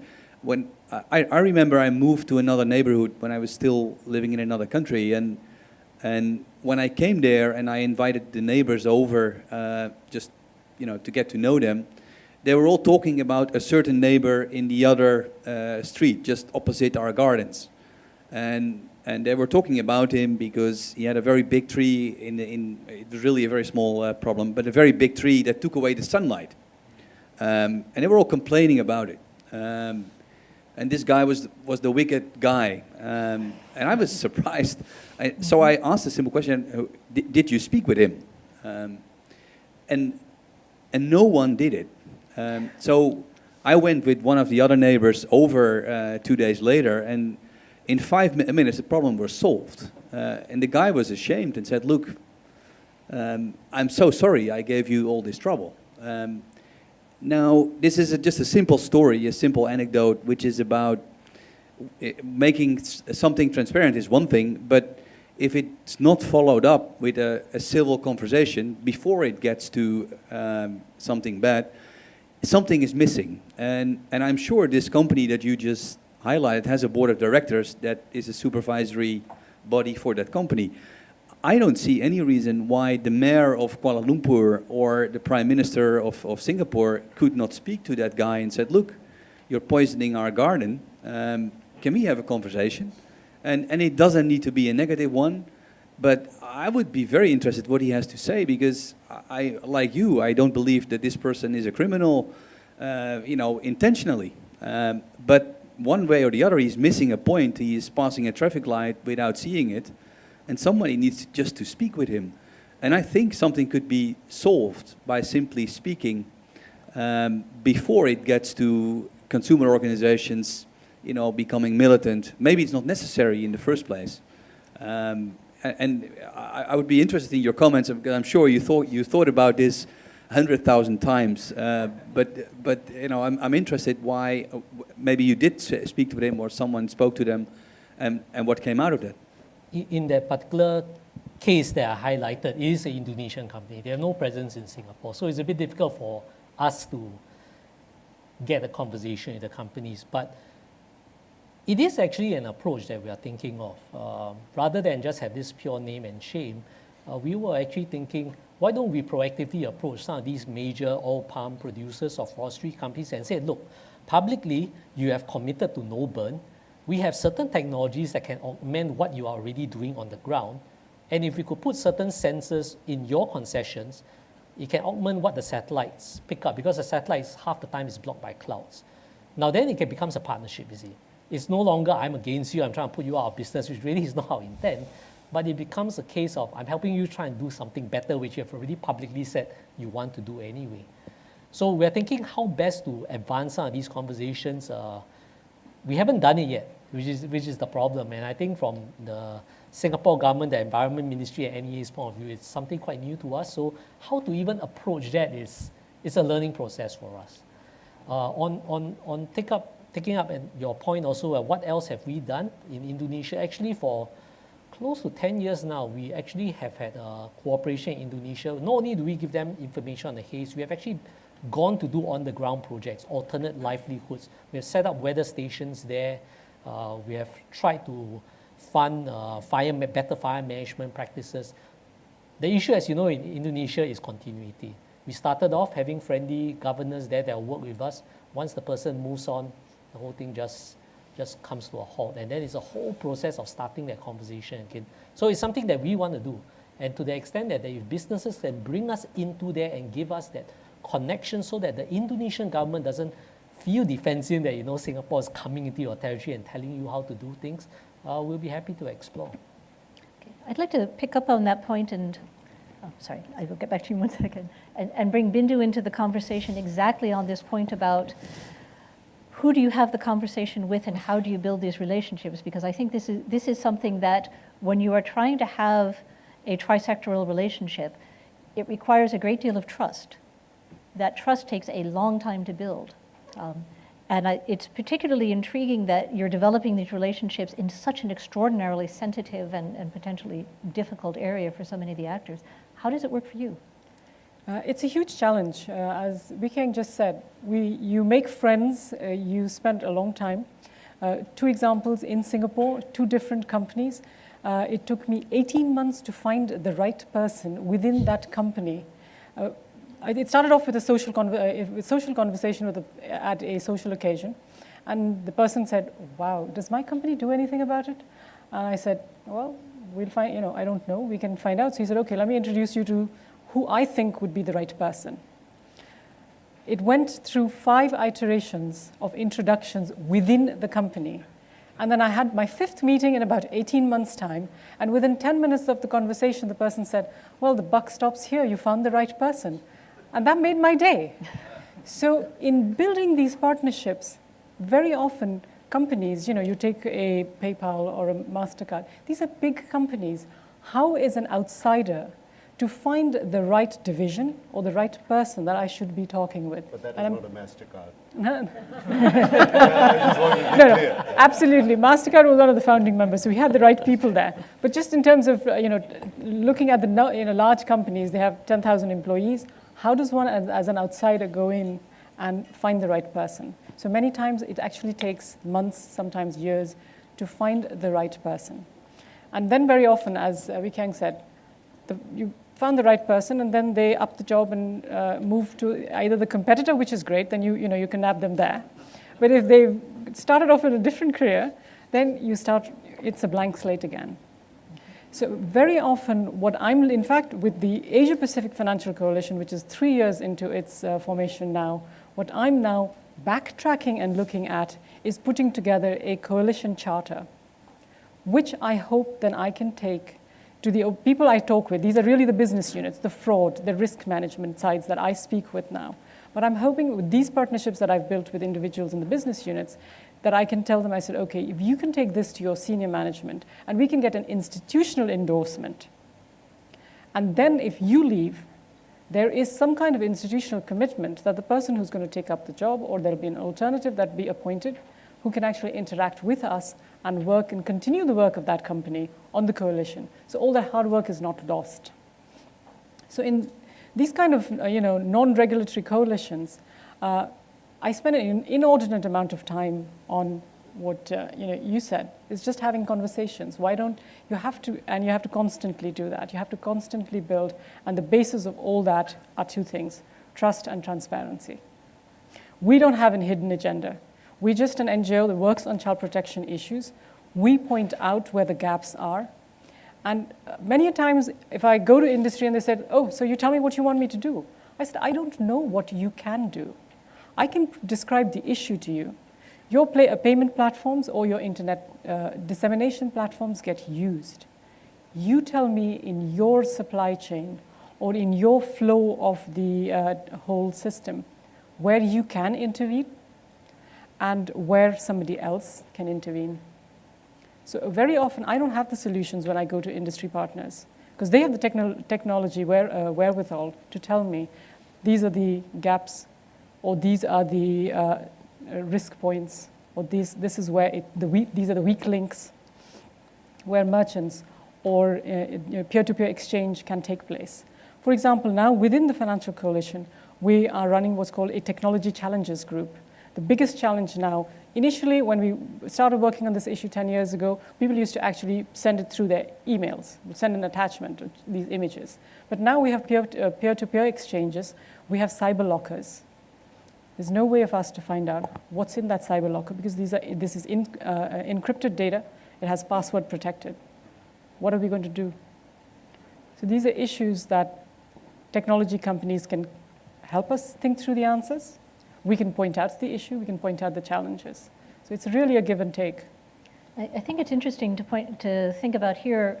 When I've been talking with business audiences, I very often hear exactly the opposite side from them. We know we have a responsibility in area X. We want to work with the NGOs, but who do we work with? How do we decide which one is a quality one, a trustworthy one, which is the kind that wants to stab us in the back and use this for publicity, which ones are honest, which ones are not? There's an awful lot of different kind of NGOs, and some of them are the ones like ICMEC that make good partners for business, and some of them are not. And I'm sure some of you have had this kind of experience. I want to bring Vicky into the conversation as well with some specific questions, but I think we had one over here first. One more, and I think I wanted to make a couple of comments, and they're on, I think, 2 or 3 different concepts. But one, first around the problem around the haze, and I think it's gets to people, doesn't well, it? it's a very specific one, and it's very relevant for people in Singapore and Malaysia, right? So to me, that one is very, I think it's recognizing kind of what the root cause of the problem is, and I'm sure the farmer or the corporation in Indonesia has a problem, right? So one way to get at it is, how do you solve that? So how do you drive that solution?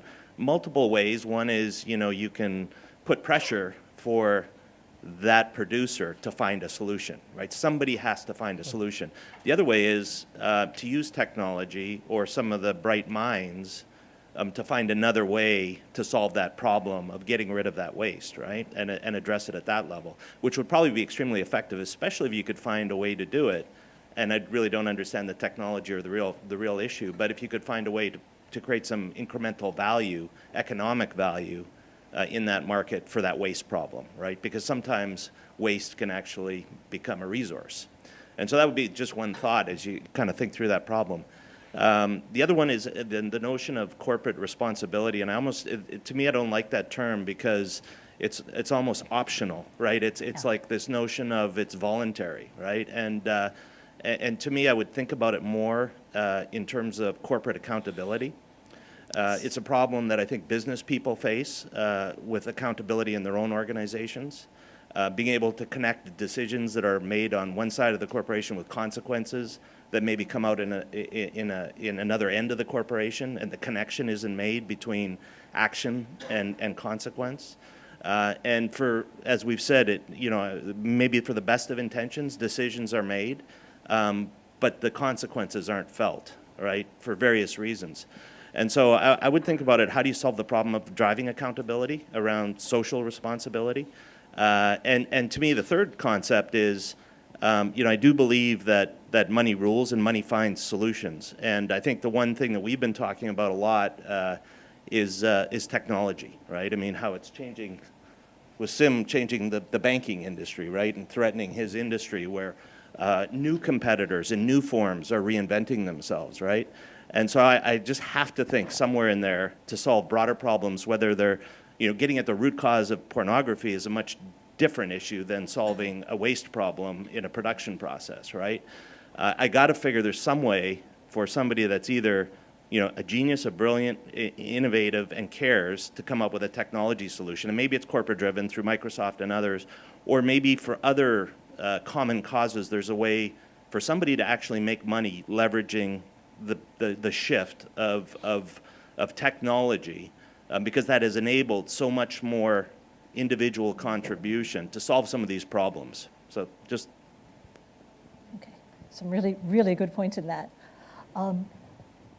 We have, since we started late, I was told that we should go until about 3:15, so we have a few more minutes, which is good because I think we want to hear more from our speakers. About his issue, have you ever considered such kind of the energy change to the, like electricity or something? Making CO2 means big energy is consuming. That can be changed to the electricity, I believe. Why don't you think about that? That is a business part of the thinking needed. And it's a good collaboration with the government, society, and business, I think. Why don't you think about that? I'm sorry, specifically, you're talking about haze or? Haze. Haze is something burn and smoke is moving. Yes. So something burn means the energy is consuming. Yes, yes. That energy is can use for the electricity, I think. Yeah. That part, I think, business part is can join to the.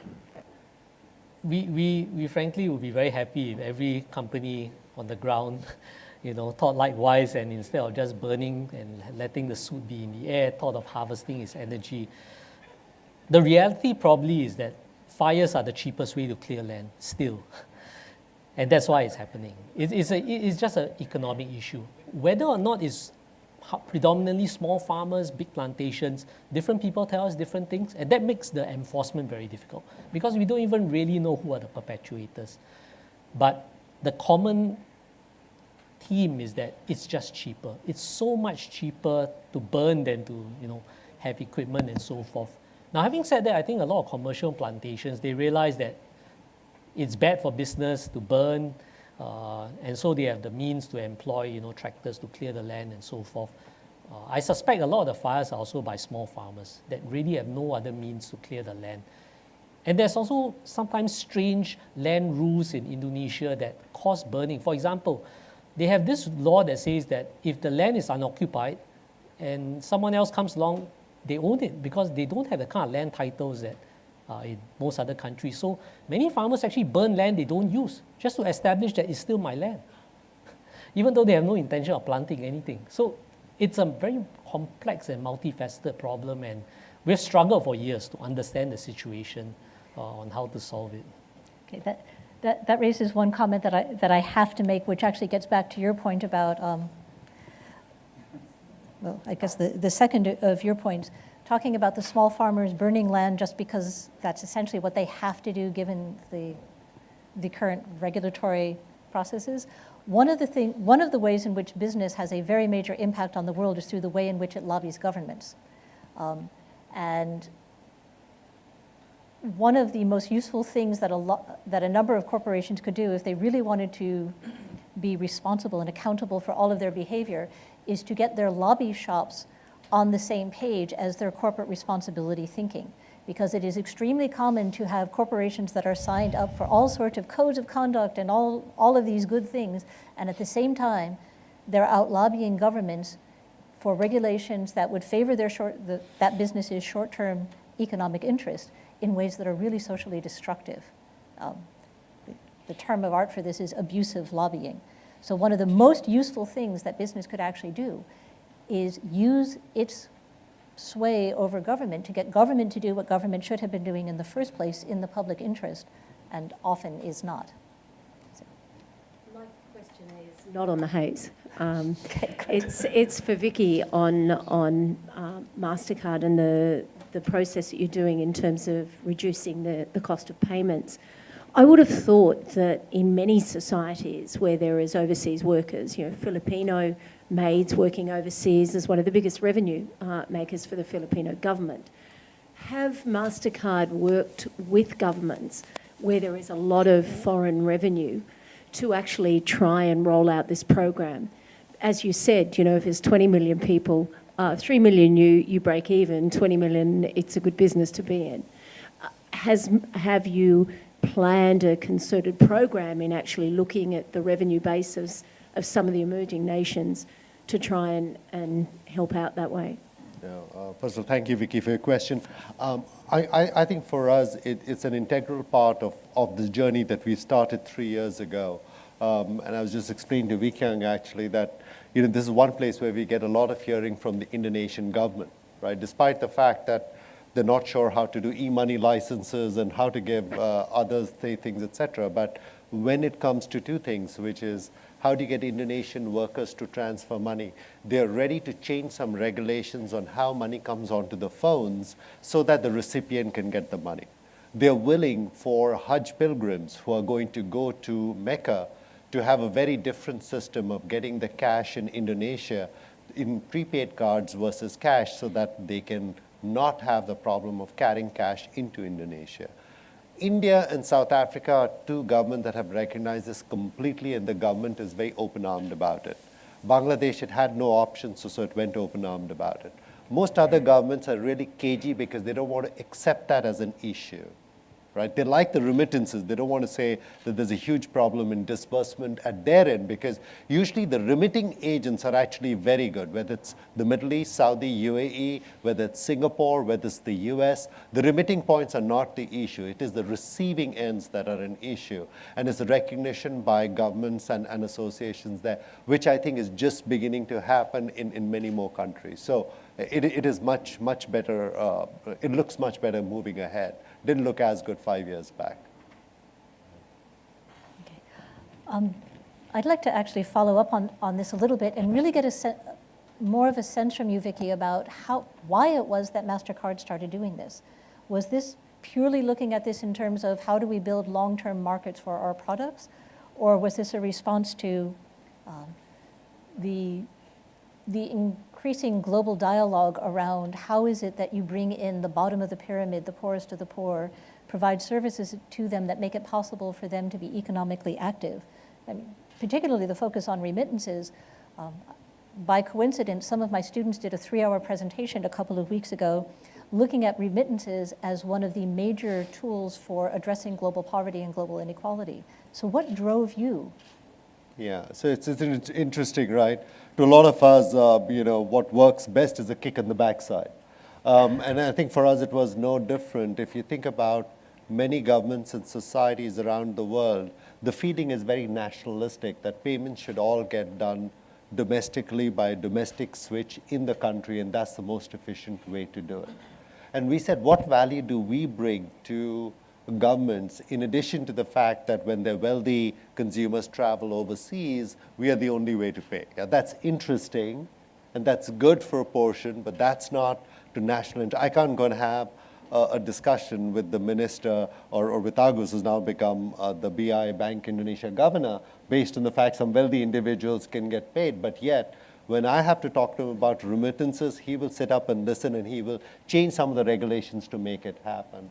And for us, that was a wake-up call saying, if we carried on business the way we did, we'd not become relevant for the societies we operate in. If we don't become relevant societies we operate in 5 to 10 years, we will not be a player in many of those markets. And that led us to say we've got to work on both ends of the pyramid. And really, we've got to figure out profitable models of doing this in a way that it helps some social issues. And we found, at least in 2 countries, which is India and South Africa, we found the magic number. In others, we are up in our journey to try and find it in the next few years. Okay. Yes. Related question to you on that, Vicky.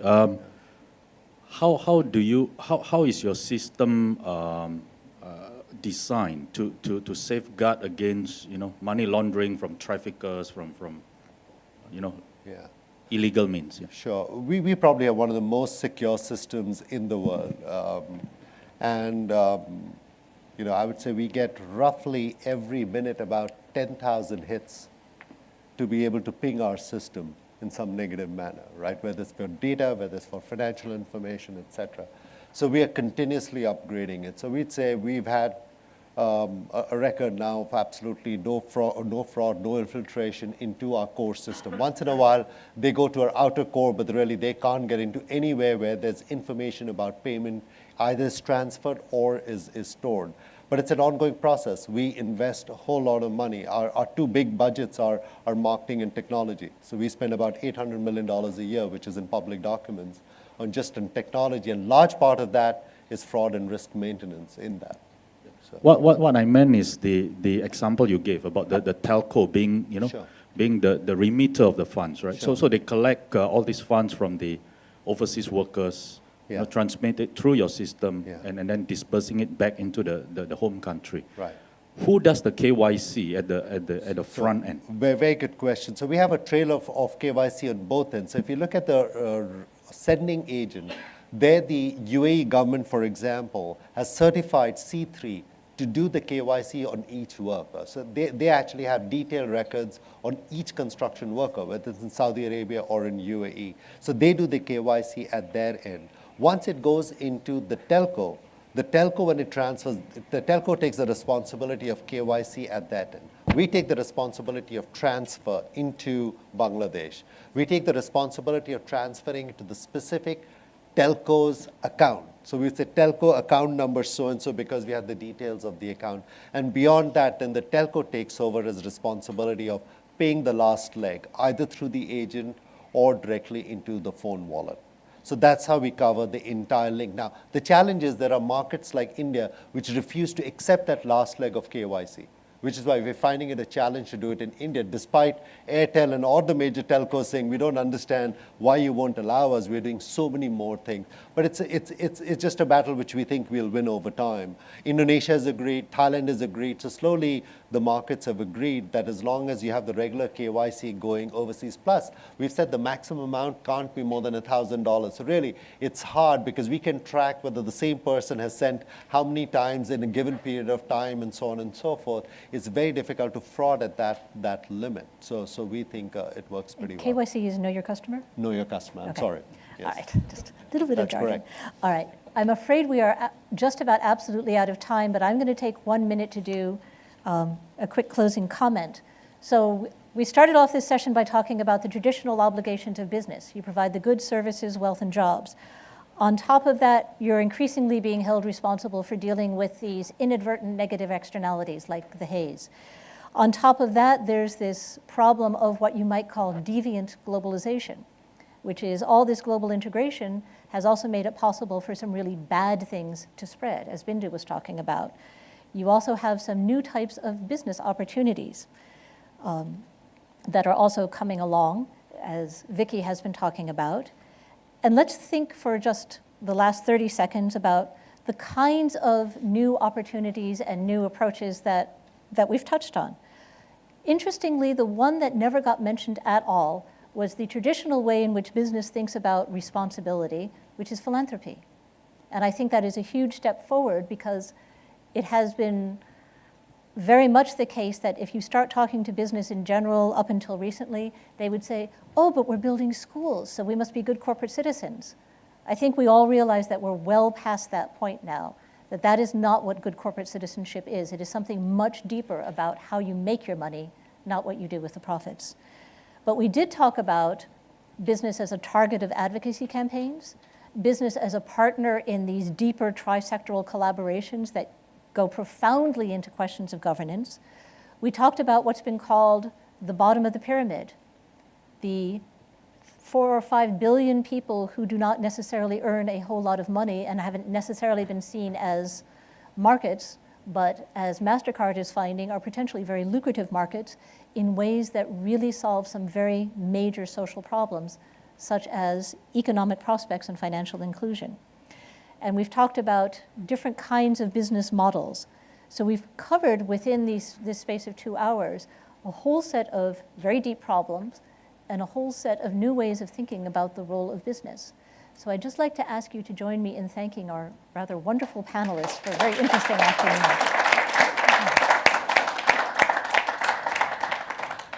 And Wikiam, Bindu, Vicky, thank you very much. We will break in a very short while, but again, because this is pretty much as a standalone session, we'd really like you to capture some of your thoughts now before we go to coffee. Because after the break, we will then launch a lot deeper into this whole ecosystem discussion. And I'll say one more thing. The reason why we felt a session like this is really useful for an audience at this level is simply because you are in a position to make a difference in the organization. This sort of sessions will not make any sense to people who report into you or further down. You guys are in a role where you can make a difference, and if governments are not going to take that first step, hopefully, over time, more and more of you in positions of authority and responsibility will do something. I don't think we're here to solve world peace. I don't think we can do that, but it's a start. So capture some of your thoughts, both in your book and on the flip charts over there. We will start at 3:45, so we'll give you back your break. And you'll see a gentleman who had just joined us. I do want to just introduce you informally, Professor Arnold de Meyer, President of Singapore Management University, one of our 3 key strategic partners with the Institute, and he, together with Peter, will take us through after the break. All right, thank you. See you 3:45.